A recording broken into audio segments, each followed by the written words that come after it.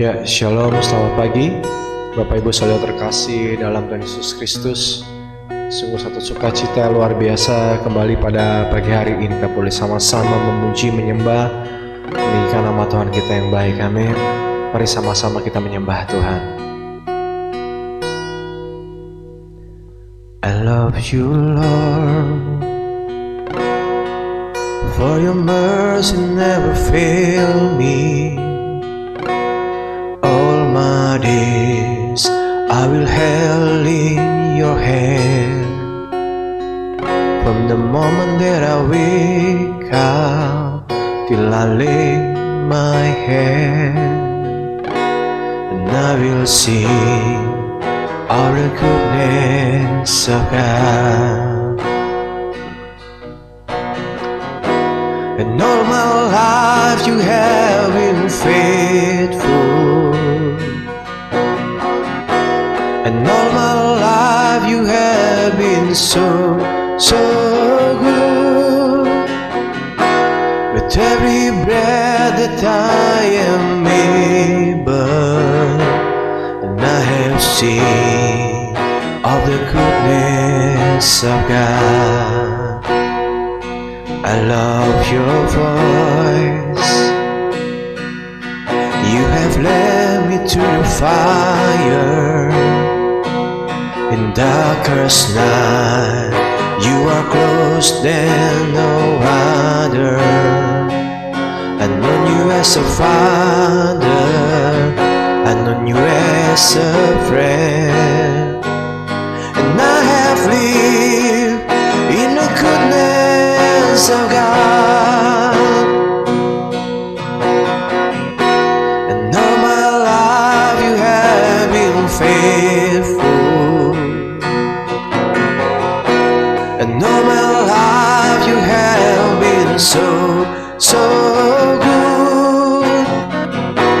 With every breath that I am able, and I have lived in the goodness of God. And all my life you have been faithful, and all my life you have been so good. With every breath that I am able, and I have lived in the goodness of God. Your goodness is running after me. Your goodness is running after me. With my life laid down, I've surrendered now. I give you everything. Your goodness is running after me. Your goodness is running after me. Your goodness is running after me. With my life laid down, I surrender now. I give you everything. Your goodness is running after me. And all my life you have been faithful, and all my life you have been so good. With every breath that I am able, and I have lived in the goodness of God. And all my life you have been faithful, and all my life you have been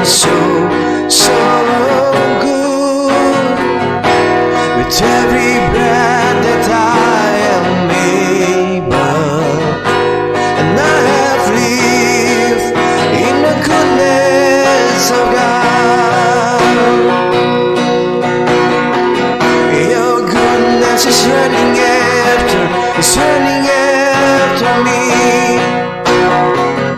Your goodness is running after me. With my life laying down, I surrender now. I give you everything. Your goodness is running after me. Ya, shalom, selamat pagi Bapak Ibu Saudara terkasih dalam Tuhan Yesus Kristus. Puji nama Tuhan, sukacita sekali kita boleh kembali bertemu dalam lilin kecil. Kita mau sama-sama kembali belajar kebenaran firman Tuhan pada saat ini. Biar itu boleh menjadi sesuatu yang baru dalam kehidupan kita, mengubahkan kehidupan kita untuk semakin mengerti apa yang Tuhan inginkan dalam hidup setiap kita. Mari kita satu dalam doa. Bapa, terima kasih kami bersyukur Engkau ada tengah-tengah kami. Saat ini kembali Tuhan, kami menghampiri hadirat-Mu, kami menghampiri Tuhan tata kudus-Mu.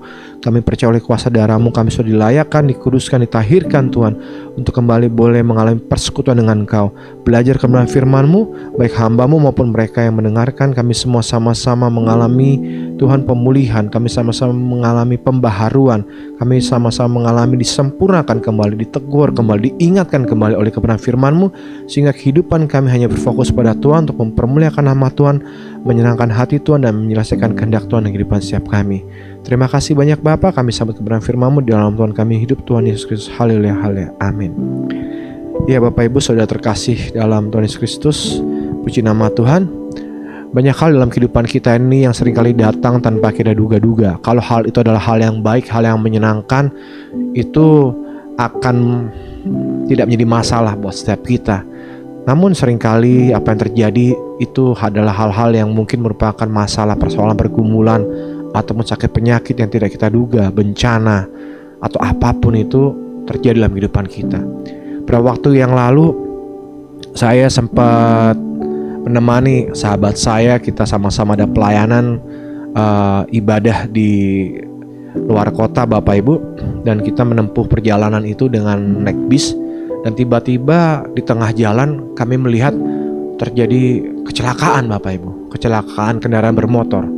Nggak tahu gimana ceritanya, tapi pada waktu bis kami berhenti karena lampu merah, kami melihat itu motornya sudah tergeletak di sebelah kiri, orangnya udah terpelanting di sebelah kanan. Baik yang nyetir maupun yang dibonceng, mereka sepertinya pasangan suami istri, pria dan wanita, dan mereka sudah terkapar di jalan dalam keadaan pingsan mungkin. Dan puji Tuhan bukan korban meninggal di tempat, tetapi mereka mengalami luka cukup parah, tapi mereka pingsan. Dan kami sempat melihat bagaimana mereka tergeletak di jalan. Saya yakin dan percaya bahwa pengendara sepeda bermotor ini gak akan pernah berpikir bahwa hari itu dia akan mengalami musibah seperti itu. Dan juga dia gak mungkin merencanakan untuk mengalami musibah Bapak Ibu. Kalau untuk kita berwisata, kita melakukan sesuatu yang baik, kita rencanakan. Tapi kalau sesuatu yang buruk tentunya kita gak akan pernah merencanakan. Amin Bapak Ibu Saudara terkasih. Justru seringkali pada saat kita berharap yang baik, justru sebaliknya yang kita alami adalah hal yang tidak baik. Nah, yang menjadi masalah bagaimana kita meresponinya, bagaimana kita menyikapinya, khususnya pada saat Tuhan izinkan itu dalam kehidupan setiap kita, sehingga kita bisa merespon dengan benar, dengan tepat. Dan yang terpenting adalah kehidupan kita justru semakin mendekat kepada Tuhan, dan bukannya pergi meninggalkan Tuhan. Ini pun yang dialami oleh seorang hamba Tuhan yang menulis di dalam kitab Mazmur pasal yang ke-73. Saya bacakan di dalam kitab Mazmur pasal yang ke-73. Di dalam kitab Mazmur pasal yang ke-73 ayat yang ke-21 sampai dengan ayat yang ke-24 dikatakan seperti ini. Ketika hatiku merasa pahit dan buah pinggangku menusuk-nusuk rasanya, aku dungu dan tidak mengerti, seperti hewan aku di dekatmu. Tetapi aku tetap di dekatmu. Engkau memegang tangan kananku, dengan nasihatmu engkau menuntun aku, dan kemudian engkau mengangkat aku ke dalam kemuliaan. Puji nama Tuhan Bapak Ibu. Mazmur ini ditulis oleh Bani Asaf. Di dalam perikopnya judulnya saja di dalam Mazmur 73 ini adalah pergumulan dan pengharapan. Tentunya pada saat Bani Asaf menulis Mazmur ini mereka sedang mengalami satu masalah dalam kehidupan mereka, sedang mengalami problema dalam kehidupan mereka. Konteksnya dalam Mazmur ini Bani Asaf sudah membandingkan kehidupan mereka dengan kehidupan orang-orang yang tidak mengenal Tuhan, Bapak Ibu. Sebab Bani Asaf justru melihat kenapa orang-orang yang di luar Tuhan, yang tidak mengenal Tuhan, orang-orang justru melakukan kejahatan. Hidupnya kok makin lama makin enak, hidupnya kok makin lama makin diberkati. Namun sebaliknya, dia, Bani Asaf, orang-orang di dalam Tuhan, orang-orang yang mengerjakan pekerjaan Tuhan, orang-orang yang melayani Tuhan, orang-orang yang beribadah kepada Tuhan dengan sungguh-sungguh, seakan-akan pergumulannya justru tiada henti. Persoalannya seakan-akan selalu datang silih berganti. Persis seperti sebuah lagu yang mengatakan, ku mau cinta Yesus selamanya, ku mau cinta Yesus selamanya, meskipun badai silih berganti. Nah, ini badai selalu silih berganti dalam kehidupan Bani Asaf ini. Sampai dia menulis Mazmur ini dengan penuh pergumulan. Namun ada sesuatu yang luar biasa, ada satu pengajaran yang sebenarnya ingin Bani Asaf sampaikan, yang pastinya sangat berguna buat saudara dan saya. Yaitu yang pertama, di dalam ayat yang ke-21 sampai ayat yang ke-22. Justru saat-saat kita mengalami pahitnya kehidupan, saat-saat kita mengalami masa-masa yang sulit dalam kehidupan kita, masa-masa yang tidak enak dalam kehidupan kita, kita harus semakin melekat dan mendekat kepada Tuhan, Bapak Ibu, bukan menjauh dari Tuhan. Dikatakan di dalam ayat yang ke-21 sampai ayat yang ke-22 seperti ini, Bapak Ibu. Ketika hatiku merasa pahit dan buah pinggangku menusuk-nusuk rasanya. Hati yang pahit itu adalah hati yang kecewa, hati yang putus asa, hati yang menderita, hati yang depresi akibat dari suatu perbuatan orang lain yang mungkin mengkhianati dia, atau akibat dari apa yang dilakukan kok seakan-akan tidak ada hasilnya, seakan-akan semuanya zero. Dan itu membuat hatinya menjadi pahit. Berapa banyak hari-hari ini banyak orang yang mengalami kepahitan dalam kehidupannya karena tidak kuat menahan pergumulan, persoalan yang Tuhan izinkan terjadi dalam kehidupannya. Ini pun sudah dialami oleh Bani Asaf ribuan tahun yang lalu. Dan buah pinggangku menusuk-nusuk rasanya. Dikatakan buah pinggang menusuk-nusuk ini adalah satu bentuk satu penyakit, Bapak Ibu. Buah pinggang itu apa sih? Ginjal, Bapak Ibu. Dan ini mereka seperti seakan-akan mengalami sakit fisik yang luar biasa. Hatinya sakit, fisiknya sakit. Betapa menderitanya, Bapak Ibu. Namun apa yang dia lakukan oleh Bani Asaf ini dikatakan, aku dungu dan tidak mengerti. Seringkali kita gak ngerti. Kadang-kadang kita udah berbuat baik, berbuat benar, melakukan apa yang tepat, melakukan segala sesuatu seperti apa yang Tuhan inginkan, seperti apa yang Tuhan perintahkan. Tetapi justru kita mengalami hal-hal yang gak enak dalam kehidupan ini, sehingga kita seperti orang bodoh, seperti orang dungu, Bapak Ibu. Namun apa respon kita yang seharusnya? Dikatakan bahwa tetapi aku tetap di dekatmu. Tetap dekat dengan Tuhan, Bapak Ibu. Amin. Jangan pernah menjauh dari pada Tuhan. Kenapa? Karena ada berkat yang luar biasa yang Tuhan sediakan buat setiap orang-orang yang tetap dekat dengan Tuhan, sekalipun kita mengalami hal-hal problematika dalam kehidupan ini yang berat dalam hidup ini, Bapak Ibu. Yaitu yang pertama, dikatakan seperti ini.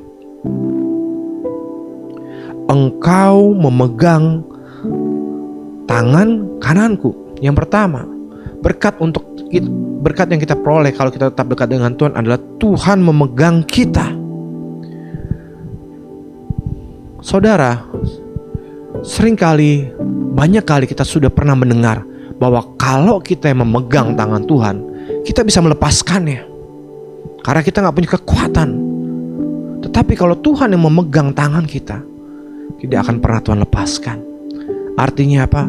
Sekalipun mungkin kita terjatuh tidak sampai tergeletak, kita terpreset tetapi kita dapat bangkit kembali. Itu yang menjadi satu kekuatan baru buat setiap kehidupan kita, bahwa Tuhanlah yang memegang tangan kita. Pada saat Tuhan yang memegang tangan kita, Dia tidak sekedar memegang tangan kita, Dia akan membela kita. Amin. Dia akan melindungi kita. Amin. Yang kedua, dikatakan bahwa dengan nasihatmu engkau menuntun aku. Artinya pada saat kita tetap dekat dengan Tuhan, Tuhan akan menasihati kita, memberikan kita petunjuk-petunjuk untuk apa sih yang harus kita lakukan pada saat kita mengalami masa-masa yang berat, masa-masa yang sulit dalam kehidupan kita. Kalau masa-masa yang mudah, orang gak butuh petunjuk Bapak Ibu. Orang gak butuh petunjuk, orang tidak butuh hikmat untuk menghabiskan uang sejumlah ratusan juta. Kalau ada orang datang kepada saya dan dia memberi saya sejumlah uang sebesar ratusan juta, dia katakan, terserah deh Pak Krismon, mau dipakai buat apa uangnya, bebas deh. Kira-kira saya butuh petunjuk gak untuk menghabiskan dalam kefoya-foyaan? Gak perlu Bapak Ibu, saya tinggal cari aja apa yang saya mau, apa yang saya inginin. Udah tinggal saya beli semuanya aja. Apalagi kalau yang memberi saya itu berkata, udah Pak tenang aja Pak, kalau uangnya habis saya kasih lagi Pak uangnya, saya tambahin lagi uangnya. Loh tentunya saya gak akan banyak berpikir, ya udah terserah, saya habiskan aja itu uang untuk kesenangan-kesenangan pribadi saya. Apakah saya akan membeli rumah, membeli aset, membeli mobil, membeli kendaraan bermotor, saya akan jalan dan keluarga akan jalan-jalan ke luar negeri, menghabiskan waktu berbulan-bulan untuk berwisata, untuk menghabiskan uang tersebut. Tetapi sebaliknya kan, kalau kita mengalami masalah, kita mengalami persoalan, kita mengalami bisnis kita mulai turun, usaha kita mulai bangkrut, tentunya kita butuh hikmat, kita butuh nasihat bagaimana agar kita bisa bangkit kembali Bapak Ibu. Amin. Selama beberapa waktu ini saya membantu teman saya untuk berjualan keripik, dan itu gak gampang Bapak Ibu. Karena apa? Karena tidak semua orang tentunya doyan keripik singkong balado Bapak Ibu. Dan itu juga membutuhkan strategi tertentu, membutuhkan hikmat Tuhan. Saya butuh berdoa, saya butuh bertanya sama Tuhan. Karena apa? Sekalipun sudah dipromosikan, sekalipun sudah ditawarkan, tidak semua orang mau beli. Amin. Oleh karena itu butuh tetap dekat dengan Tuhan. Pertama kali saya menjualnya tidak segeralah serta-merta laku. Saya tawarkan ke teman saya katanya berjanji akan membeli sekian bungkus, namun tidak ada kabar sampai berhari-hari. Ini kan butuh proses, butuh hikmat. Sampai saya berpikir, aduh Tuhan, apa gak usah jualan aja ya, apa mesti gimana Tuhan. Nah ini kan saya belajar bertanya sama Tuhan. Saya butuh tuntunan Tuhan, untuk itu saya perlu tetap dekat dengan Tuhan. Puji Tuhan, Tuhan berikan hikmatnya sehingga dagangan mulai laku, jualan mulai laku. Bahkan penjualan terakhir pun sampai barangnya habis masih ada yang menanyakan ya Bapak Ibu. Amin. Karena apa? Kita butuh untuk hikmat Tuhan untuk mengelola apa yang sudah Tuhan percaya kepada kita, khususnya di dalam masa-masa yang sulit. Amin. Itulah makanya kenapa kita harus tetap dekat dengan Tuhan. Berikutnya, yang ketiga, yaitu Tuhan mengangkat kita dalam kemuliaan. Wow, sungguh satu hal yang luar biasa. Dikatakan demikian, setelah Tuhan memberikan nasihatnya dan menuntun kita, dan kemudian Engkau mengangkat aku ke dalam kemuliaan. Bapak Ibu Saudara terkasih dalam Tuhan Yesus Kristus, kalau Tuhan sudah mengangkat kita, tidak ada satupun, apapun, siapapun dapat menurunkan kita. Amin. Lebih baik diangkat Tuhan daripada diangkat manusia. Apalagi mengangkat diri kita sendiri, gak akan pernah bertahan lama Bapak Ibu. Namun pada saat Tuhan mulai mengangkat kita di dalam kemuliaannya, tentunya tidak satu apapun dapat menurunkan kita. Tujuannya apa sih Tuhan mengangkat kita? Untuk menyatakan kemuliaannya, menyatakan kebesarannya, sehingga kehidupan kita bisa memberkati banyak orang, menjadi kesaksian buat banyak orang. Jadi suratan terbuka di mana mereka bisa melihat pekerjaan Tuhan yang begitu dahsyat dalam kehidupan kita. Oleh karena itu sangat penting kita tetap menempel lekat dekat dengan Tuhan. Apapun persoalan hidupmu hari-hari ini, saya gak tahu persoalan apa yang sedang Bapak Ibu Saudara terkasih alami hari-hari ini. Seberat apa persoalanmu, seberat apa pergumulanmu, seberat apa masalahmu. Namun firman Tuhan katakan, sekalipun kita merasa bodoh, dungu, dan gak ngerti mesti ngapain, tetap dekat dengan Tuhan. Amin. Jangan sibuk cari jalan keluar dengan kekuatan kita sendiri. Jangan sibuk cari orang lain untuk membantu menolong kita. Jangan sibuk mencari pihak-pihak yang dapat mengangkat kita dan memuliakan kita. Namun sibuklah untuk tetap dekat dengan Tuhan. Sekalipun kita gak ngerti berapa lama proses ini harus kita jalani, berapa lama sampai Tuhan angkat kita, namun ada satu kepastian bahwa Tuhan pasti angkat setiap kita saat kita terus berharap dan mendekat kepadanya. Mungkin 1 hari 2 hari Tuhan bisa angkat kita. Mungkin butuh waktu setahun 2 tahun ataupun belasan tahun. Namun tetap kuat di dalam Tuhan. Karena pada waktunya Dia pasti mengangkat saudara dan saya. Karena memang tujuannya apa Tuhan mengangkat kita? Tujuan untuk menyenangkan hatinya, mempermuliakan namanya. Jadi kesaksian buat Tuhan. Oleh karena itu mulailah minggu ini, hari ini, dengan tetap dekat kepada Tuhan, dengan tetap melekat kepada Tuhan dengan penuh ucapan syukur. Mungkin saat begitu berat engkau untuk mengatakan sesuatu, persis seperti Asaf mengatakan bahwa terlalu berat Tuhan masalahnya, hatiku terlalu pahit, dan bahkan sakit fisikku ini terlalu menusuk aku sehingga aku gak punya kekuatan untuk mengucap syukur. Tetap dekat sama Tuhan. Sekalipun Tuhan aku udah ngerti ini mau ngapain lagi, tetap dekat dengan Tuhan. Karena pada saat kita tetap dekat dengan Tuhan, Tuhan sendiri yang akan memampukan kita, memulihkan hati kita, mengangkat segala kepahitan kita. Kita bisa melepaskan kepahitan kita, menyembuhkan penyakit kita, berikan kepada setiap kita jalan keluar yang luar biasa. Amin. Puji nama Tuhan, mari kita dalam doa. Bapa, terima kasih, hamba-Mu sungguh sangat terbatas dan jauh dari sempurna. Tetapi firman-Mu adalah firman yang luar biasa, yang pedang bermata dua, yang saat ini Tuhan boleh menjamah setiap mereka mendengarkan maupun hamba yang menyampaikan. Biar kami tetap kuat apapun yang kami alami hari-hari ini Tuhan. Kami tahu Tuhan di dalam kelemahan kami kuat kuasa-Mu nyata sempurna untuk kemuliaan nama-Mu Tuhan. Biar kami tetap dekat melekat kepada Tuhan. Sekalipun kondisi kami, fakta kenyataan kami justru membuat hidup kami seakan-akan jauh dari Tuhan, tapi biar kami tetap dekat dengan Tuhan. Karena kami tahu pada saat kami tetap dengan Tuhan, tetap dekat dengan Tuhan, kami yang butuh kesembuhan akan mengalami kesembuhan. Kami yang butuh pemulihan akan mengalami pemulihan. Kami yang butuh Tuhan untuk diberikan jalan keluar hikmat tuntunan-Mu Tuhan, dan mengelola hal-hal yang Tuhan percayakan di depan kami. Tuhan, Engkau Allah yang baik, Engkau Allah yang luar biasa. Terima kasih banyak Bapa, terima kasih banyak Tuhan Yesus Kristus. Kami bersyukur buat kasih setiap dalam kehidupan kami, dan kami akan mulai aktivitas kami Tuhan. Namun sebelumnya kami akan berdoa buat bangsa kami Indonesia. Kami berkata dengan bangsa ini, Presiden, Wakil Presiden, Kabinet, Menteri, Anggota MPR, DPR, KPK, MK, TNI, Polri. Biar damai sejahtera, sukacita, ilahi, anugerah-Mu Tuhan, penyertaan-Mu Tuhan, rahmat-Mu sempurna buat bangsa kami. Indonesia menjadi bangsa yang muliakan nama Tuhan, menangkan hati Tuhan. Terima kasih banyak Bapa. Terima kasih banyak Tuhan Yesus Kristus. Terima kasih banyak Tuhan Roh Kudus. Kami berdoa, kami bersyukur, dan kami akhiri doa kami dengan doa Tuhan Yesus Kristus ajarkan. Bapa kami di surga, dikuduskan nama-Mu, datang kerajaan, menjadi kehendak-Mu di bumi seperti surga.